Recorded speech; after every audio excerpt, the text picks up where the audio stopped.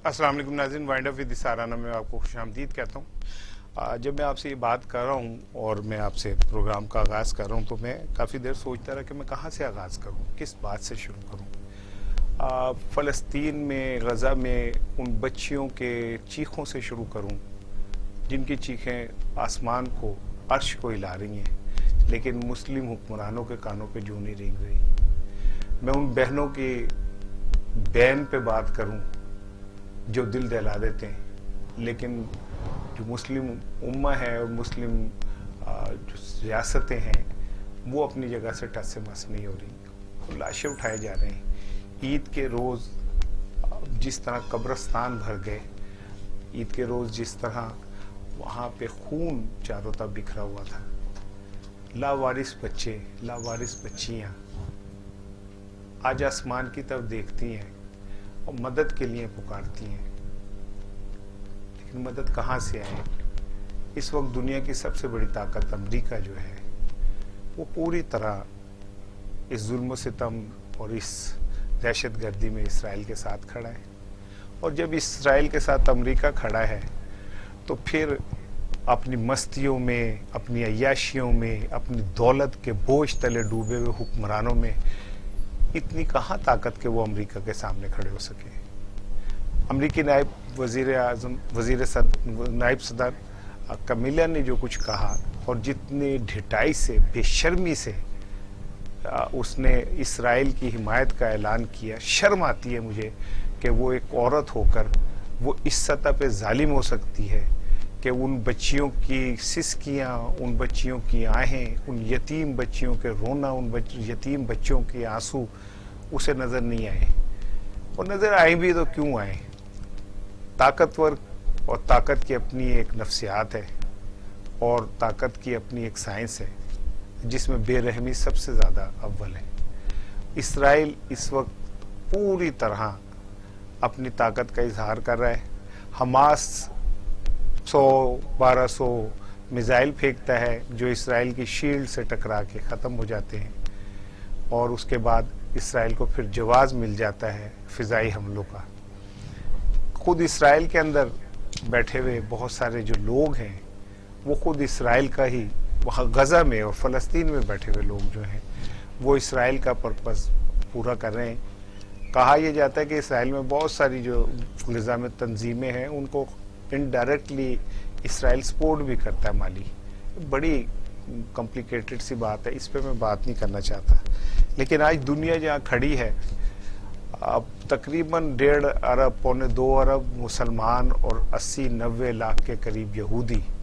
शर्म आती है मुझे ये कहते हुए कि हम दुनिया में 1.5 अरब की आबादी मुसलमान लेके बैठे हुए हैं। मुझे शर्म आती है उन कुओं के तेल के कुओं के ऊपर जिनसे दुनिया की इकॉनमी चलती है। मुझे शर्म आती है उन दौलतों से जो अरबों ने इकट्ठी करके यूरोपीय बैंकों में रखी हुई है और जिसके सूद के ऊपर यूरोप की इकॉनमी चलती है। मुझे शर्म आती है उन तमाम मुस्लिम हुक्मरानों पे जिन्होंने आज बेशर्मी का, इंतहाई बेशर्मी का लिबादा ओढ़ के आंखें बंद कर ली हैं। वीडियोज़ आ रही हैं, अरब हुक्मरान नेतन्याहू से फ़ोन पे बातें कर रहे हैं, कह कहे मार रहे हैं। ना कोई मोहम्मद बिन कासिम अब सामने आ रहा है, ना कोई ख्वारज़म शाह सामने आ रहा है, कोई भी नहीं है। वो एक खुतबा उठा के कहते हैं कि खैबर की फतह मुसलमानों की आखिरी फतह थी यहूदियों के लिए।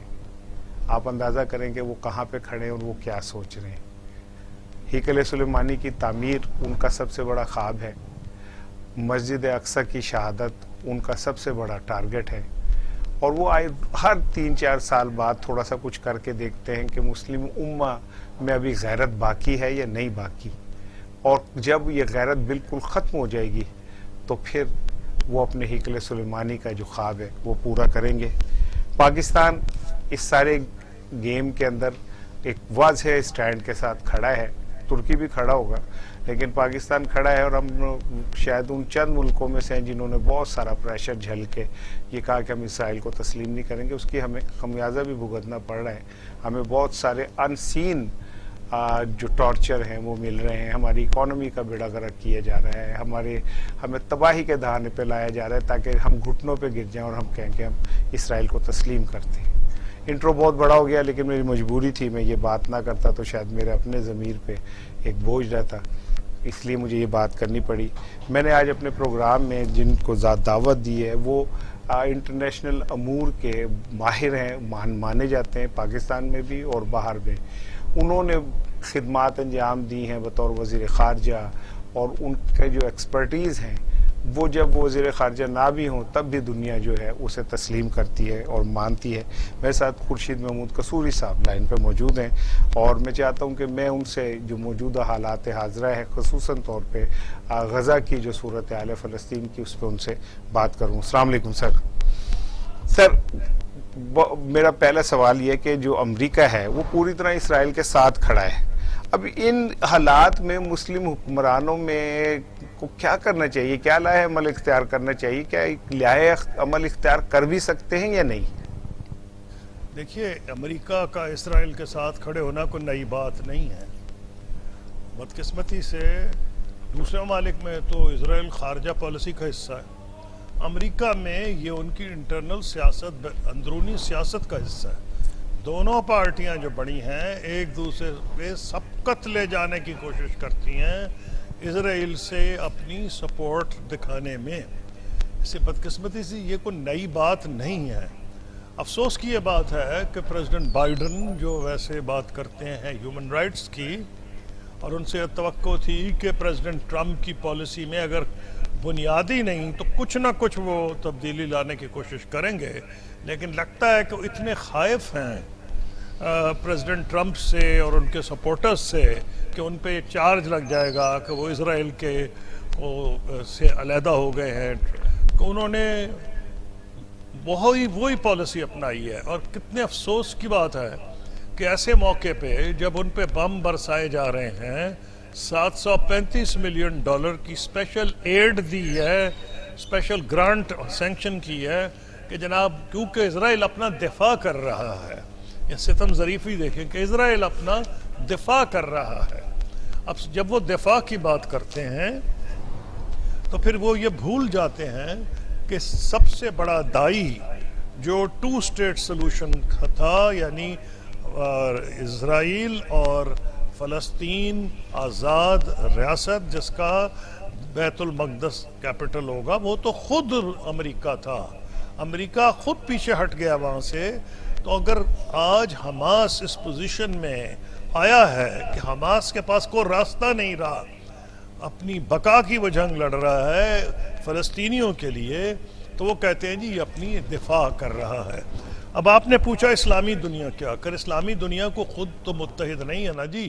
اسلامی دنیا میں تو خود اسرائیل کے معاملے پہ کافی فرق ہے، اختلاف ہے۔ ابھی کچھ ماہ پہلے بحرین نے، یو اے ای نے، سوڈان نے، مراکش نے ان کو تسلیم کیا۔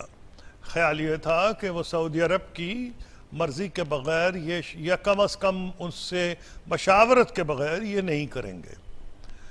اب اس سے آپ کو اندازہ ہوتا ہے، کیونکہ وہ سمجھتے ہیں کہ ان کی جو تجارت کے تعلقات ہیں، ٹیکنالوجی کے ایگریمنٹس ہیں، خاص طور پہ یو اے ای، وہ زیادہ اہمیت رکھتے ہیں۔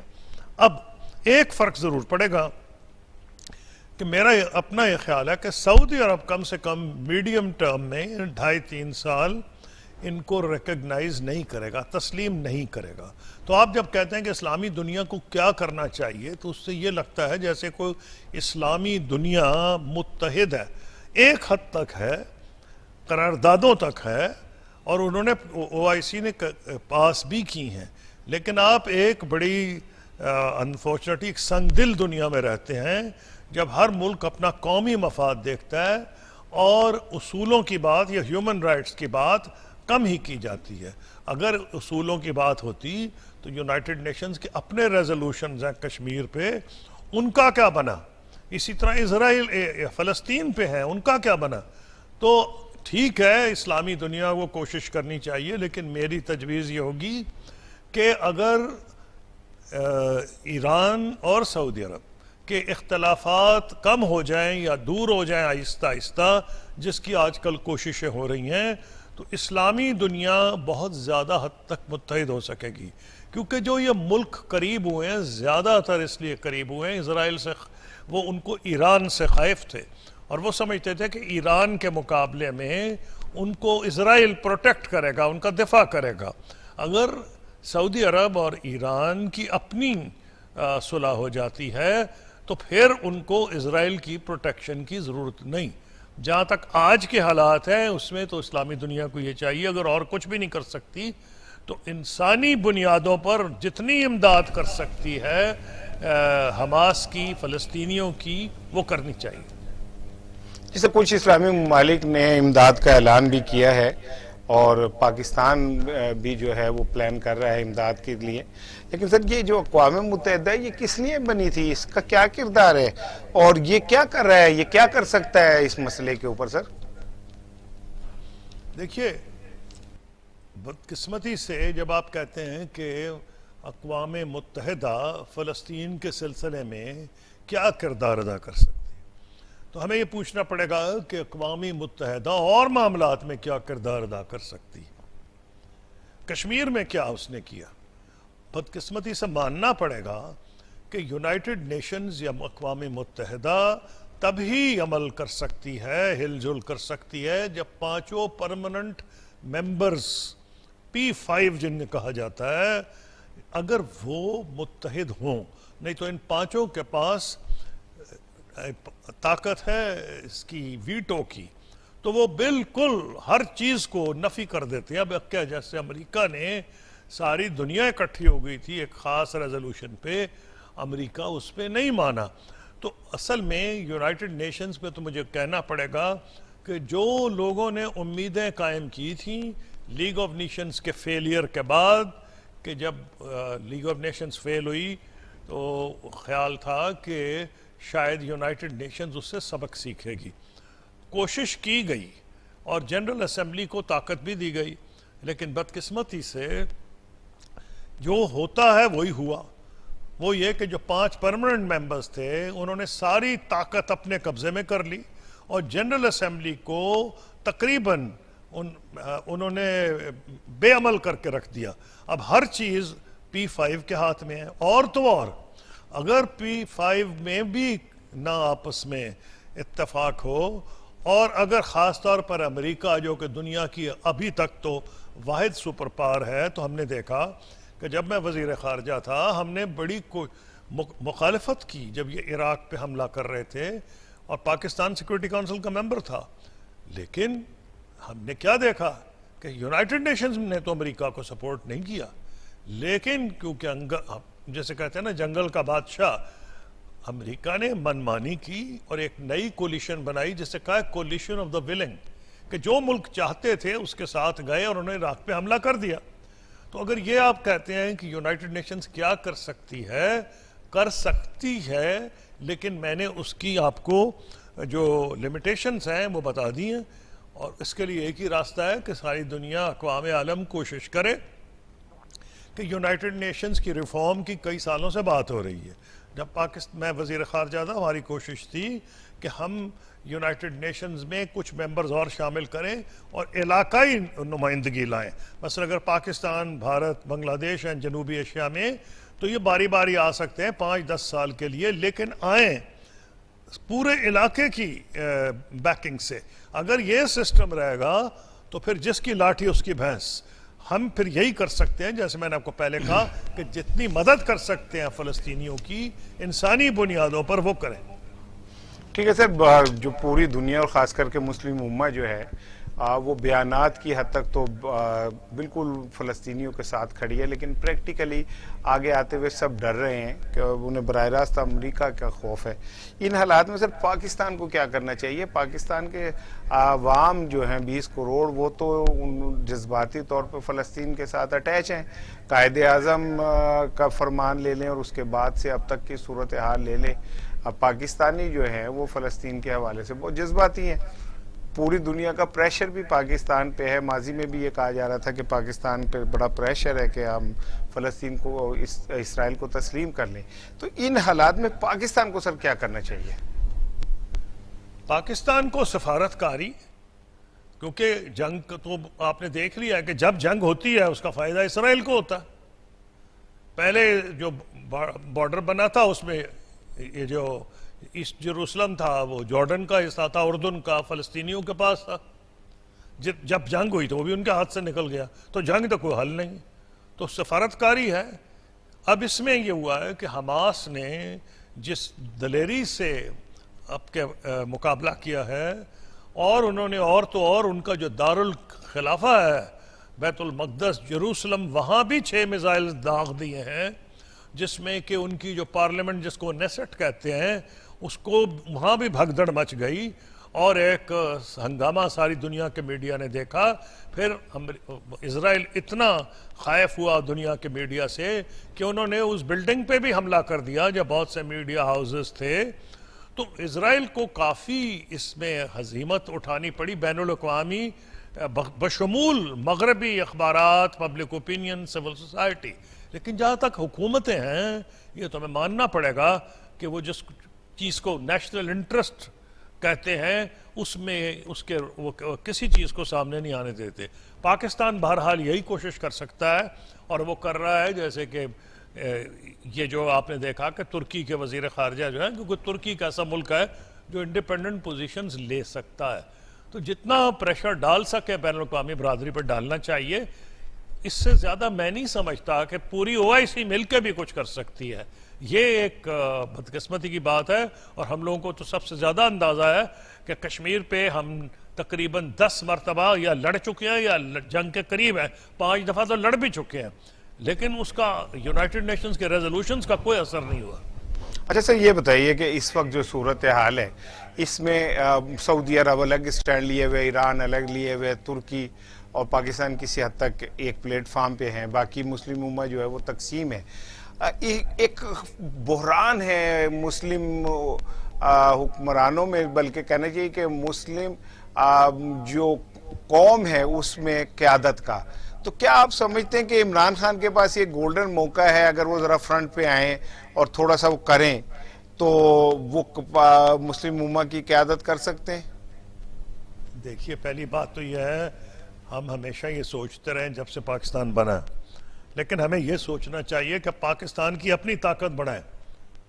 ہم جب تک دوسروں پر ہمارا انحصار ہے معیشت کے لیے، اس وقت ہم کیا لیڈرشپ کریں گے؟ متحد تو وہ کر سکتا ہے جو کہ لیڈرشپ کا اہل ہو. ہمارے میں بہت سی اہلیتیں ہیں، افرادی قوت ہے، فوج ہے، نیوکلیئر پاور ہے، لیکن آج کے دور میں سب سے امپورٹنٹ سمجھا جاتی ہے معیشت. ہمیں اپنی معیشت کو بہتر کرنا ہے، اور ہمیں اپنی جب تک معیشت بہتر نہیں کریں گے، اور یہ جو عادت ہمیں پڑ گئی ہے کہ ہمیشہ جو ہماری انکم ہے اس سے زیادہ ہم نے خرچنا ہے، تو اس کا ہم لہٰذا بھگتتے رہے ہیں. 20-22 مرتبہ تو اب IMF کے پاس جا چکے ہیں. تو جب آپ کہتے ہیں قیادت خواہش ضرور ہے، قائد اعظم کی تھی، علامہ اقبال کے وقت سے خواہش ہے کہ پاکستان ایک رول ماڈل بنے، لیکن وہ ہم نہیں بن سکتے جب تک ہم اپنی کمزوریاں نہیں سمجھیں گے. اور ہر پاکستانی یہ چاہتا ہے کہ آج لوگوں کا دل رو رہا ہے جو فلسطین میں ہو رہا ہے. پاکستان وہی کچھ کر سکتا ہے جو آج کیا جا رہا ہے. بالکل درست فرمایا خورشید قصوری صاحب. اب یہ کیا کہیں، کیا کیا جا سکتا ہے، کیا حل نظر آ رہا ہے فلسطین کا؟ آپ کیا دیکھ رہے ہیں، کیا ہو سکتا ہے آگے جا کے؟ حل تو وہی ہے جو 2 اسٹیٹ سلوشن، جس کو یہ کہا جاتا ہے. جب کنگ عبداللہ کراؤن پرنس تھے سعودی عرب کے، تو انہوں نے ایک فارمولا پیش کیا تھا، اسے کہا جاتا ہے لینڈ فار پیس. اس کا مطلب یہ ہے کہ جب اسرائیل مقبوضہ علاقے سے ہٹ جائے گا اور ایک آزاد فلسطینی ریاست مورز وجود میں آ جائے گی جس کا بیت المقدس دارالخلافہ ہوگا، تو اسلامی دنیا اسرائیل کو ریکگنائز، عرب لیگ عرب کریں گے ریکگنائز. اور پاکستان کا بھی یہی پلان تھا کہ جب عرب ریکگنائز کریں گے تو پاکستان بھی ریکگنائز کر لے گا. تو لینڈ فار پیس، اسرائیل وہاں سے نکلے، ایک آزاد فلسطینی ریاست ہو. اور یہ ایک ایسی چیز ہے جس کو امریکہ بھی سپورٹ کرتا رہا ہے، یورپ بھی سپورٹ کرتا رہا ہے، لیکن بدقسمتی سے اسرائیل آہستہ آہستہ ہر دفعہ کچھ نہ کچھ علاقہ اپنے غاصبانہ قبضے میں کر لیتا ہے. اب پھر کوشش اس کی تھی کہ کچھ لوگ جو بیچارے وہاں عرب تھے ان کو گھروں سے نکالا جائے، جس کی وجہ سے ایک وجہ جو بنی اس میں بیت المقدس میں جھگڑے کی عربوں اور یہودیوں کے درمیان، وہ یہ تھی. تو حل تو یہی ہے کہ ایک آزاد خود مختار فلسطینی ریاست ہو جس کا بیت المقدس اس کا دارالخلافہ ہو، اور اسی سلوشن کے لیے پاکستان اور OIC کو بھی کوشش کرنی. سر بہت شکریہ. آپ سے آخری ایک سوال کرنا ہے، میں نے بہت ٹائم لیا آپ کا، یہ ذرا اس سے ہٹ کے ہے لیکن بہرحال اس کے تانے بانے کہیں نہ کہیں جا کے اس صورتحال سے ملتے ہیں. یہ دیکھا جا رہا ہے کہ ایک کچھ عرصہ سرد مہری کے بعد پاکستان اور سعودی عرب پھر ایک دوسرے کے قریب آ رہے ہیں اور حالات جو ہیں بہتری کی طرف جا رہے ہیں. سر اس کے پیچھے کیا اصل گیم کیا ہے؟ اس کی وجہ یہ ہے کہ پاکستان اور سعودی عرب کے اتنے قریبی تعلقات ہیں اور اتنی کثیر الجہتی اس کی حیثیت ہے ان تعلقات کی، مذہبی، تمدنی، پھر پاکستانی جو کام کر رہے ہیں، یہ پھر پاکستان کی شروع سے جو ڈیفنس کو آپریشن ہے سعودی عرب کے ساتھ، تبوک میں ہمارا ایک بریگیڈ بھی کئی دہائیوں سے ہے. اگر اتنی زیادہ آپ کے تعلقات ہیں تو اس میں اگر دھکا بھی لگے، جیسے کہ یمن پہ ہمارے فیصلے کے بعد جو کہ ایک صحیح فیصلہ تھا ہمارا کہ ہم فوج نہیں بھیجیں گے، لیکن ہم نہایت بھونڈے طریقے سے کیا، آج کا وہ موضوع نہیں ہے.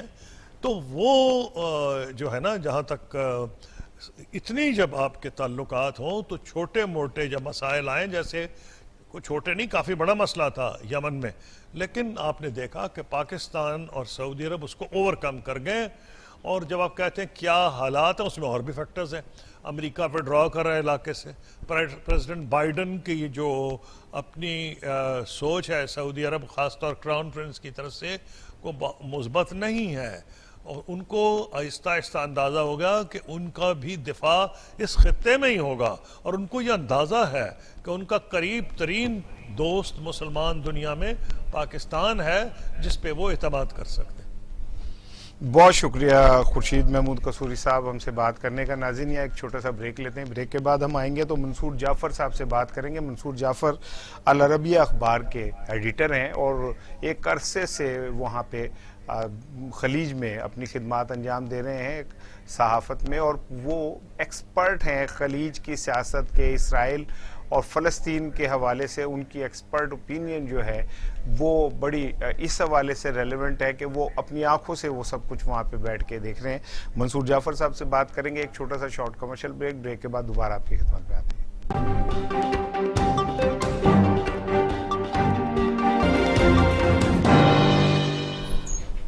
ویلکم بیک ناظرین، اور ہم بات کریں گے منصور جعفر صاحب سے. منصور جعفر صاحب ایک عرصے سے خلیج میں اپنی صحافتی خدمات انجام دے رہے ہیں، العربیہ ٹی وی کے ساتھ وابستہ ہیں، اور براہ راست وہاں خلیج میں جو کچھ بھی ہو رہا ہے، اسرائیل غزہ میں جو کچھ کر رہا ہے اس کے براہ راست وٹنس ہیں. ان سے زیادہ بہتر انداز میں آپ کوئی کامنٹس نہیں کر سکتا اس حوالے سے. منصور صاحب السلام علیکم. منصور بھائی کیا دیکھ رہے ہیں یہ جو اسرائیل کا تازہ دہشت گردی ہے، ایکچولی اس کے پیچھے کیا چیز ہے، کیا نفسیات ہے، کیا اسٹریٹجی چل رہی ہے؟ بس یہ ایک جو جارِ قوت ہے اسرائیل کی شکل میں مشرق وسطی اور خاص طور پر فلسطین کے دل میں جو خنجر کھونپا گیا تھا 1948 میں، یہ اس کے جو توسیع پسندانہ عزائم ہیں، یہ اس کے بیسیکلی آگ ہے جو ٹھنڈی نہیں ہو رہی. یہی وجہ ہے کہ ہر 2 سال بعد 2.5 سال بعد جو ہے وہ غزہ پہ آتش و آہن کی بارش جو ہے وہ کرتا ہے، اور اس کے ساتھ ساتھ دیگر فلسطینی علاقوں خاص طور پہ جو غرب اردن کا علاقہ ہے وہاں پہ اپنی یہودی بستیاں عین مسلمانوں کی اور فلسطینی کی بستیوں کے درمیان میں بساتا ہے، تاکہ فلسطین کا جو ایک 2 ریاستی آپ کہہ لیجیے خواب ایک ان کو ایک آزاد ریاست کا دکھایا گیا تھا وہ کسی طرح شرمندہ تعبیر نہ ہو سکے. اور اس کا یہ جو توسیع پسندانہ عزائم ہیں یہ اب مشرقی بیت المقدس تک جو ہے وہ بڑھ چکے ہیں، کہ جسے انٹرنیشنل سٹی قرار دیا گیا ہے، اور جس کو اقوام متحدہ جو ہے وہ بھی انٹرنیشنل سٹی مانتا ہے، اور اوسلو معاہدے کے تحت اس علاقے کو جو آزاد خود مختار فلسطینی ریاست ہے اس کا دارالحکومت قرار دیا جا چکا ہے. لیکن اسرائیل جو ہے وہ کسی عالمی معاہدے کسی عالمی منشور دستور جو ہے اس کا خود کو پابند خیال نہیں کرتا. یہی وجہ ہے کہ آج جو ہے وہ تقریباً 10واں روز ہے اور اس نے اپنی جو جارحیت ہے غزہ کے نہتے عوام پر وہ جاری رکھی ہوئی ہے, اور اس وقت تک جو ہے اس میں سینکڑوں جو ہے جانیں وہ ضائع ہو چکی ہیں اور ہزاروں لوگ جو ہیں زخمی ہیں. اچھا ٹھیک ہے, منصور صاحب یہ بتائیے گا کہ یہ تو ظاہر ہے پوری دنیا دیکھ رہی ہے, پل پل کی ہمیں خبر بھی مل رہی ہے, یہ بتائیے گا کہ جو عرب ممالک ہیں ان کا کیا رد عمل, یہ کیا سوچ رہے ہیں؟ آپ وہاں پہ بیٹھے ہوئے ہیں, آپ زیادہ بہتر, ہم تک تو جو خبریں آتی ہیں وہ فلٹر ہو کے اور اس طرح آتی ہیں, لیکن آپ بتائیے کہ یہ جو عرب ممالک ہیں یہ کیا سوچ رہے ہیں اس حوالے سے؟ دیکھیں جی, عرب ممالک نے خاص طور پہ اس وقت جو اسرائیل کے ساتھ دوستی اور سفارتکاری کا جو نیا دور ڈالا ہے, اب اس کے بندھنوں میں وہ اس قدر بندھے ہوئے ہیں کہ وہ اس جارحیت کے خلاف جو ہے وہ جو ٹوک موقف جو ہے وہ اختیار کرنے سے قاصر دکھائی دیتے ہیں. اور یہی وجہ ہے کہ ایک بڑی بے چینی اور بہت ہی جسے کہنا چاہیے انریسٹ جو ہے وہ عوام کے اندر پایا جاتا ہے. اگرچہ وہاں پہ اسٹریٹ ابھی تک اس انداز سے وہ ریفلیکٹ نہیں کر پائیں, لیکن اگر آپ عرب دنیا کا سوشل میڈیا اسکین کریں تو وہاں پہ جس انداز سے اس ان ایکٹیویٹی اور خاص طور پہ خاموشی پر ایک مذمت اور ایک غم و غصہ پایا جاتا ہے, تو وہ ان ممالک کے لیے یقیناً پریشانی کا باعث بھی بن رہا ہے.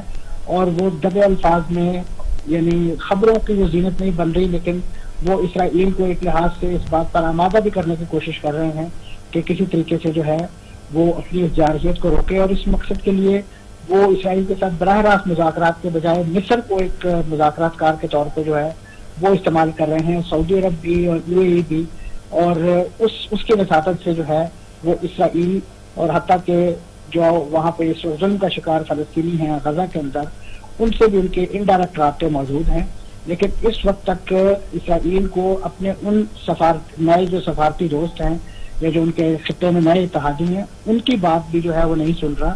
تو اس سے آپ اندازہ لگا سکتے ہیں کہ اس وقت جو اسرائیل کی جنگی مشین اور خاص طور پہ اس کے جو کرپٹ اور بدعنوان جو وزیر اعظم ہیں نیتن یاہو, وہ کس حد تک جو ہے وہ جنگی جنون میں مبتلا ہے کہ وہ کسی بھی اپنے اتحادی اور کسی بھی عالمی ادارہ جو ہے اس کی بات پہ کان دھرنے کے لیے تیار نہیں ہے. ٹھیک. اور جی اچھا منصور صاحب یہ بتائیے گا کہ مصر کو اب انہوں نے رکھا ہے اور مصر دونوں کے درمیان جو ہے وہ بات چیت کر رہے. محمد مرسی صاحب کی شہادت کے بعد مصر نے تو اسرائیل کے حوالے سے بالکل ایک کلیئر سٹانس لے لیا تھا فلسطینیوں کے حوالے سے, تو اس نے کیا سفارت کاری کرنی ہے سر؟ دیکھیے مصر جو ہے وہ کیونکہ عرب لیگ کا اس وقت سیکرٹری جنرل بھی انہیں کا ہے اور اس وقت جو چیئرمین شپ بھی انہیں کے پاس ہے, تو ان کے پاس کم از کم ایک نمائندہ فورم کی ریپرزنٹیشن موجود ہے. اس میں کوئی شک نہیں کہ مصر جو ہے وہ اپنے سیاسی موقف کے حوالے سے بڑا کلیئر ہے, اور انہوں نے بنیادی طور پہ اس پورے جسے کہنا چاہیے ایک جو عرب بہار کی ایک ویو آئی تھی اس کے نتیجے میں جس انداز سے وہاں پہ اخوان المسلمون اور خاص طور پہ مرسی صاحب کی حکومت بنی تھی, تو اس کا تختہ اٹھنے میں بھی انہی جو اس وقت کارپرداز وہاں پہ موجود ہیں ملٹری رولرز ہیں وہاں کے, ان کا ہاتھ شامل حال تھا اور ان کی ایک کانسپریسی کے نتیجے میں وہ ساری چیز گئی تھی. تو اس نقطہ نظر کا تو سب کو واضح ہے, لیکن اسرائیل کے ساتھ اس کی دوستی جو ہے وہ تو اپنی جگہ مسلم ہے, اور انہوں نے ہمیشہ اسرائیل کے کاز کو ہی پلیڈ کیا ہے. قطر میں رسکے کہ ماضی میں بہت سارے مقامات پہ اسرائیل نے مصر کو جو ہے وہ ناپا چنے چبوئے ہیں, اپنے سفارتی تعلقات ہونے کے باوجود سرحد کی جو خراب ورزیاں ہیں یا ان کے سینا کے علاقے میں در اندازیاں ہیں, یہ مصر کا اسرائیل کا روزمرہ کا معمول ہے. لیکن کیونکہ یہ ایک کمزور اتحادی ہے اور ایک کمزور سفارتی تعلق رکھتا ہے, اسی طریقے سے اردن بھی خطے کا ایک اہم ملک ہے جس کے مصر کے اسرائیل کے ساتھ تعلقات ہیں, لیکن یہی اردن کے بادشاہ جب بطور متولی مسجد اقصی جو دورہ کرنے جاتے ہیں تو ان کے وفد سے یہ پوچھا جاتا ہے کہ آپ کے ساتھ 4 سے زیادہ افراد جو ہے وہ نہیں آ سکتے کیونکہ وہاں سیکورٹی کا مسئلہ پیدا ہو سکتا ہے. اب آپ سوچئے کہ وہ ملک جس نے انہیں تسلیم کر رکھا ہے ان کے سفارتی تعلقات ہیں اور ان کا سٹیک ہے اس مسجد اقصی کے اندر جس سے وہ متولی ہیں, اس کا ایڈمنسٹریٹو کنٹرول کسٹوڈین ہے اس کے, ان کو وہاں دورے کی اجازت جو ہے وہ اسرائیل نہیں دیتا. تو یہ جو لوگ نئے نئے سفارتکاری کے دوستی کے دعوے کر رہے ہیں اسرائیل کے ساتھ, ان کی آنکھیں کھولنے کے لیے یہ واقعات کافی ہیں. ٹھیک ہے, اسرائیل جو ہے وہ کسی کا دوست نہیں. منصور صاحب یہ بتائیے گا کہ عوامی بے چینی کس سطح پہ ہے خلیج کے ممالک میں؟ میں نے عرض کیا کہ جی کیونکہ وہ ایک کنٹرولڈ سوسائٹیز ہیں اور خاص طور پہ کلوز سوسائٹیز ہیں، اس میں اس انداز سے ہمیں جو پبلک سینٹیمنٹس ہیں وہ دکھائی نہیں دیتے. لیکن آپ کو یاد ہوگا کہ جیسے ہی یہ کرائسس شروع ہوا تھا اس وقت اور اس سے پہلے جب اسرائیل کے ساتھ سفارتکاری کے تعلقات یا رول ڈالے گئے تھے تو وہاں پہ ظاہر ایک انٹرنیشنل ڈائسپورا رہتا ہے، کاسموپولک سٹی ہے، وہاں پہ فلسطینی بھی رہتے ہیں، پاکستانی بھی ہیں، انڈینز بھی ہیں. تو کچھ لوگوں نے اس پر ایک اپنے جیسے دفتروں میں اس پہ بحث مباحثہ اور اس طرح کی چیزیں شروع ہوئی تھی. تو اس وقت باقاعدہ یو اے کی حکومت کی طرف سے ایک اعلامیہ آیا تھا کہ اس یہاں پہ جو کام کرنے والے ورکرز ہیں یا جو ڈائسپورا کے لوگ ہیں وہ اپنے کام سے کام رکھیں، وہ حکومت کی ان پالیسیوں پہ کسی قسم کی تنقید یا اس پر جو ہے وہ بحث مباحثے سے گریز کریں. اور تمام کارپوریٹ سیکٹر نے اس اعلامیے کو بہت جسے کہنا چاہیے ان لیٹر اینڈ اسپرٹ امپلیمنٹ کروانے کے لیے اپنے اپنے اداروں اپنے اپنے دفاتر میں جو ہے اس کو سرکولیٹ کروایا. تو یہ بنیادی طور پہ وہاں پہ ایک اظہار آزادی کا آپ کہہ سکتے ایک لیول ہے. لیکن جو سوشل میڈیا ہے وہ کیونکہ اوپن ہے اور اس پر بہت سارے لوگ جو ہیں مختلف پلیٹ فارمز پہ مختلف فورمز پہ اس پہ بہت زیادہ کھل کر اظہار رائے کر رہے ہیں. لیکن ابھی تک جو ہے شاید اس جو سینٹیمنٹ ہے اس کا اندازہ حکومتوں کو نہیں ہوا کہ یہ سینٹیمنٹ جو آج سوشل میڈیا پہ ہے یہ اگر اسپل اوور کر گیا اسٹریٹ میں تو ان کے لیے کتنا بڑا چیلنج بن سکتا ہے. اور پھر یہ سارا جتنا بھی میلہ سجایا گیا ہے سفارتکاری کا، دوستی کا اور بڑے ایک پیس پروسیس کا، یہ کسی دن بساط جو ہے وہ الٹ بھی سکتی ہے. مصر نے کافی رقم کا اعلان کیا ہے غزہ کی دوبارہ تعمیر نو کے لیے. کیا خلیجی ممالک اس طرح سوچ رہے ہیں کہ وہاں پہ کوئی امداد کی جائے اور اس کو دوبارہ سے تعمیر کرنے میں مدد دی جائے؟ دیکھیں جی امداد تو ہمیشہ سے فلسطینیوں کے لیے جاتی رہی ہے، لیکن اس کے جو چینل استعمال ہوتے رہے ہیں وہ میں سمجھتا ہوں ایسے ہیں کہ جو کسی کے آگے اکاؤنٹیبل نہیں ہے، جواب دہ نہیں ہے. میری مراد محمود عباس صاحب ہیں. عرب دنیا نے جب بھی ڈونیشن کیا ہے، یورپی یونین نے جب بھی ڈونیشن کیا ہے تو وہ ان کے ذریعے سے کیا ہے کیونکہ انہیں وہ فلسطین کے لیجیٹمیٹ نمائندہ سمجھتے ہیں. وہ چیز کبھی حماس کے تھرو یا ان کے جو چینلز ہیں ان کے تھرو کبھی تک نہیں، کیونکہ اس وقت بھی فلسطین کے اندر آپ نارمل بینکنگ چینلز کے ذریعے کوئی ٹرانزیکشن نہیں کر سکتے ہیں. اس میں اپنا ہی ان کا طریقہ کار ہے جس کے ذریعے وہ چیزیں ان تک پہنچاتے ہیں. اسی وجہ سے وہاں پہ بہت زیادہ مالی کرپشن اور ایک عدم اکاؤنٹیبلٹی ہونے کی وجہ سے وہ جو بڑی ڈونیشنز ہیں وہ لوگوں پر صرف ہونے کے بجائے جو حکمران ایلیٹ ہے فلسطین کے اندر، جو ایک فتح کا ٹولہ ہے وہاں پہ حکمران ٹولہ، ان کے فورن بینک اکاؤنٹس میں اور ان کے جو جائیدادوں میں اضافے میں استعمال ہوئی ہیں. لیکن فلسطینیوں کے دلدر جو ہے اس سے دور نہیں ہو سکے. اس میں سعودی عرب بھی بہت بڑھ چڑھ کے امداد دیتا ہے. اس میں قطر خاص طور پہ غزہ کی ریہیبلیٹیشن کے لیے ماضی میں بھی بہت ایکٹیو رہا ہے اور خاص طور پہ وہاں پہ جو ان کی حکمران جماعت ہے حماس، اس کے زیر انتظام جتنے بھی سول سرونٹ ہیں، چاہے ان کی پولیس ہے، ان کے پیراملٹری ہے، ان تمام کی تنخواہیں تک جو ہے وہ قطر نے اپنے ڈونیشنز کے ذریعے اور اپنے امداد کے ذریعے آج تک ادا کی ہیں. کیونکہ فتح نے اپنی قانونی اور آئینی ذمہ داری پوری کرتے ہوئے کبھی بھی غزہ کے جو حکمران یا جو غزہ کو کنٹرول کرنے والی جماعت ہے اس تک وہ فنڈز نہیں پہنچنے دیے. اور اس کی وجہ یہی بتایا جاتا تھا کہ کیونکہ غزہ کا انٹرنیشنل محاصرہ ہے اور اسی محاصرے کے پابندیوں کی وجہ سے، جکڑ بندیوں کی وجہ سے یہ امداد ان تک نہیں جا رہی. ٹھیک ہے. اچھا یہ بتائیے کہ یہ جو اب تازہ ترین جو کچھ بھی ہوا اس میں حماس کا رول سامنے آیا، جیسے تیسے بھی اس نے جتنا کر سکتا تھا اس نے کیا، لیکن یہ جو فتح ہے یہ اس کی جانب سے کچھ ایسا دیکھنے میں نہیں آیا. تو یہ کیا وجہ ہے؟ جو اتھارٹی ہے فلسطین کی اس کی جانب سے تو کوئی ریزنٹمنٹ سامنے نہیں آئی. جی اس اتھارٹی کے مینڈیٹ کا اندازہ آپ اس بات سے لگا سکتے ہیں کہ جب جو بائیڈن صاحب نے محمود عباس صاحب جو اس وقت فتح کے سربراہ اور فلسطین کے صدر ہیں انہیں فون کیا کہ جی آپ کے علاقے میں کیا ہو رہا ہے اور ہم بڑی آپ سے سولیڈارٹی کا اظہار کرتے ہیں، کم از کم آپ ان لوگوں کو روکیں جو اسرائیل پر راکٹ برسا رہے ہیں.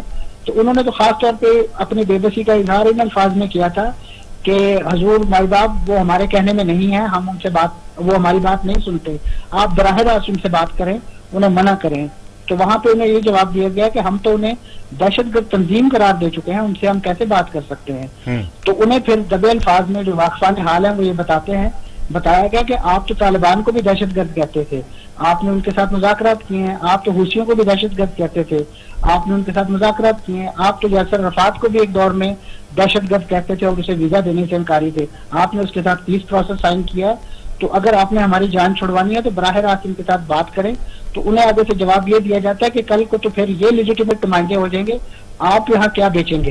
تو یہ صورتحال ہے وہاں پہ اس وقت. اچھا ٹھیک ہے, آپ نے بڑی دلچسپ بات کی, اور یہ عام پاکستانی کے لیے بڑی دلچسپ بات ہے کہ محمود عباس صاحب نے امریکہ کے سامنے ہاتھ کھڑے کر دیا کہ جی ہم جو حماس ہے اسے نہیں روک سکتے, اور ہمارا اس پہ کوئی کنٹرول نہیں ہے, اور حماس اپنے طور پہ. لیکن یہ کہا جا رہا ہے کہ حماس کو ایران پوری طرح سپورٹ کر رہا ہے, اور ایران کی جانب سے حماس کو مکمل طور پہ حمایت حاصل ہے. تو کیا اکیلا ایران جو ہے وہ حماس کو لے کے چل سکتا ہے اور اسرائیل کے خلاف کھڑا کر سکتا ہے, یا اس کے لیے مسلم امہ کو تھوڑا سا آگے بڑھنا پڑے گا, تھوڑا سا اپنا یہ جو خوف ہے اس سے باہر نکلنا پڑے گا؟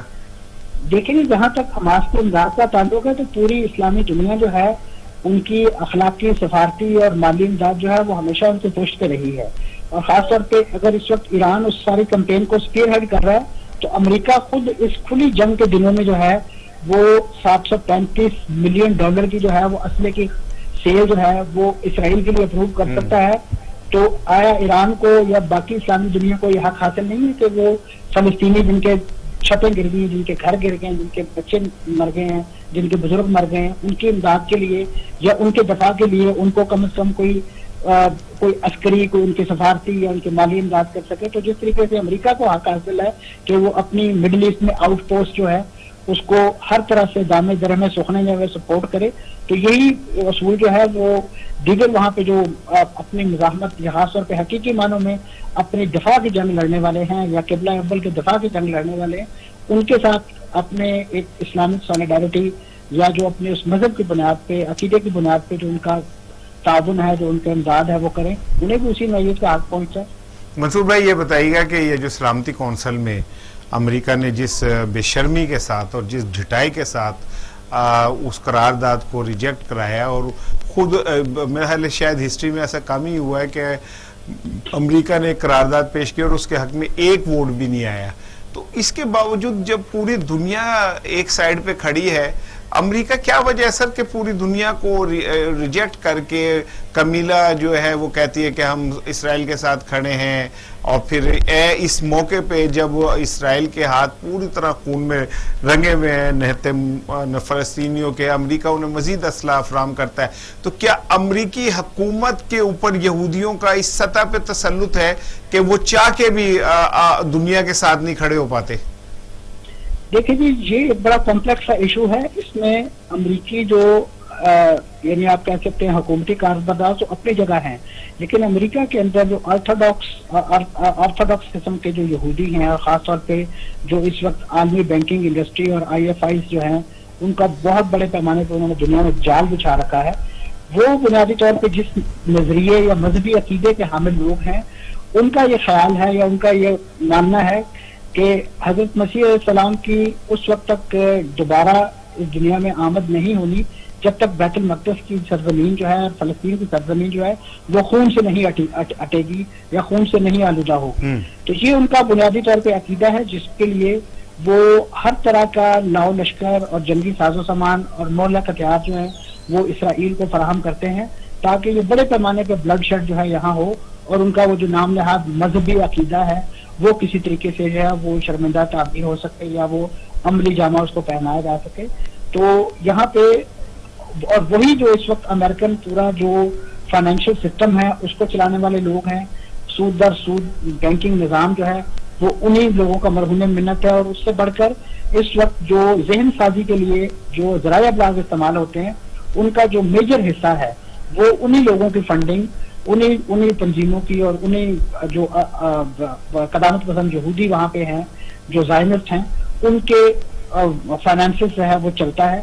تو یقیناً اس کی ہر طرح کا راز چاہے وہ میڈیا میں الاپا جا رہا ہے یا میدان جنگ کے حوالے سے تیاریاں ہیں, ان تمام کے پیچھے بنیادی طور پہ وہ ذہن ہے, اور وہاں پہ ان کی بڑی ایکسٹینسو لابنگ ہے. ایک IPAC کے نام سے ایک امریکن اسرائیلی پبلک ریلیشن کمیٹی ہے, وہاں پہ پبلک افیئر کمیٹی ہے جو ایک لحاظ سے امریکہ میں ہونے والے جتنے بھی صدارتی انتخاب ہیں اس سے جو بھی امیدوار خطاب کرتا ہے وہ وہاں پہ اسی طرح جا کے ایک اوتھ آف الیجینس شو کرتا ہے اسرائیل کے ساتھ, جس طریقے سے آپ یہاں پہ حلف وفاداری لیتے ہیں یا برطانیہ میں شہریت کے وقت آپ ملکہ کی وفاداری کا حلف اٹھاتے ہیں تو اسی نوعیت کا حلف جو ہے، اسی نوعیت کا ایلیجنس جو ہے وہ شو کرتے ہیں وہاں پہ اسرائیل کے ساتھ، اور اس کی نام نہاد سلامتی اور سیکورٹی کے حوالے سے، اور اسے اپنا دوست قرار دیتے ہیں. تب جا کے ان کو کسی وقت وائٹ ہاؤس کا منہ دیکھنا نصیب ہوتا ہے. ادروائز آپ نے دیکھا ہے کہ جن لوگوں نے اس پریکٹس سے روگردانی کی ہے وہ وائٹ ہاؤس میں کبھی داخل نہیں ہو سکے. یعنی آپ یہ کہنا چاہتے ہیں کہ امریکی انتخابات اور امریکی حکومت مکمل طور پہ یہودیوں کے جیب میں ہے؟ ایگزیکٹلی. اچھا، آخری سوال میں آپ سے کروں گا کہ یہ جو ہیکل سلیمانی کا ایشو ہے، اور یہودیوں کی خواہش یہ ہے کہ وہاں مسجد اقصی کو شہید کر کے، اور یہ ہیکل سلیمانی وہ سمجھتے ہیں کہ ان کا مذہب کی تکمیل جو ہے وہ اس سے ہوگی، تو اس کے حوالے سے آپ سمجھتے ہیں کہ کیا ابھی مستقبل قریب میں کوئی اس طرح کی جنونیت جو ہے وہ ہو سکتی ہے، یا ابھی وہ صرف گیج کرتے ہیں ہمیں حملے کر کے، اور مسلم امہ کو دیکھتے ہیں کہ ہمیں غیرت اور حمیت ابھی کتنی باقی ہے تاکہ وہ اپنا فائنل جو آرماگڈون ہے وہ اس کے اوپر عمل کر سکے؟ دیکھیں جی، جہاں تک تو مسجد اقصیٰ کی شہادت کا خواب ہے وہ میں سمجھتا ہوں کبھی بھی شرمندہ تعبیر نہیں ہوگا. اس کے لیے یقیناً اسرائیل نے اور وہاں کے جو یہودی انتہا پسند موجود ہیں انہوں نے ایک نہیں ہزاروں کوششیں کی ہیں. اب بھی by the time we speak Israel نے اور ان کے جو مذہبی انتہا پسند جنونی ہیں مسجد اقصیٰ کے نیچے جو ہے وہ خندقیں اور اس نوعیت کا ایکسکیویشن کا کام کیا جا رہا ہے، اور اس کا مقصد یہی ہے کہ اس کی بنیادیں جو ہیں وہ کھوکھلی کر دی جائیں، اور وہاں پہ ارد گرد میں اب جو جیسے یہ شیخ جراح کا کالونی ہے، اسی طریقے سے اور جو اولڈ سٹی کے حصے ہیں وہاں سے فلسطینیوں کو بے دخل کر کے ان علاقوں میں، کیونکہ بڑی پرانی عمارتیں ہیں